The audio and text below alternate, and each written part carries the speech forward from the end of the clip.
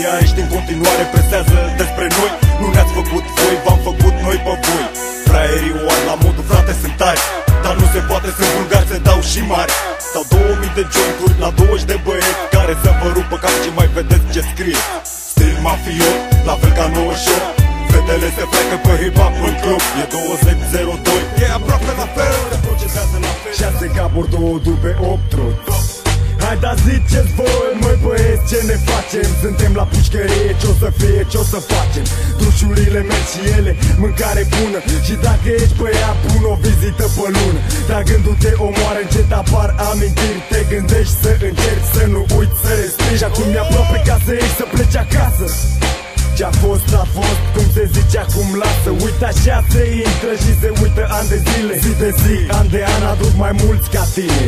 Și auzi cine se zice că îi aduce pe toți. De aceea 6 gaburi, 2 dube, 8 truți. Pușcărie, dacă mi-aduc bine aminte, spuneați că săraci ăștia-s baza țării. Și acum 6 gaburi, 2 dube, 8 truți. Păi sigur, dacă v-ați ajuns. Acum Dumnezeu cu mila și piciu, băi, nu se vede și fără binocul meu. Îl arestezi și îl duci la mine mașină.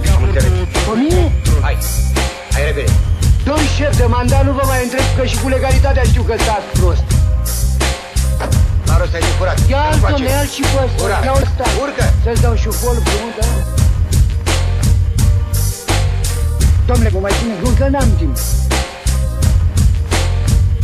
Îmi spun sincer că eu m-am lăsat curat, adică nu mă lucrez. Fac acum o școală auto și vreau să... Mă... Doamne, viața asta e ca în filmele americane.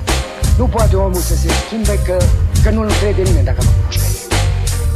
Nici măcar voi, care ziceți că vreți să cumva... Mă, mă ajut sau nu mă ajut? Și cavoul la pelul cine mi-l face? Nimeni. Nici ție, nici mine. Și nici statul. Ura.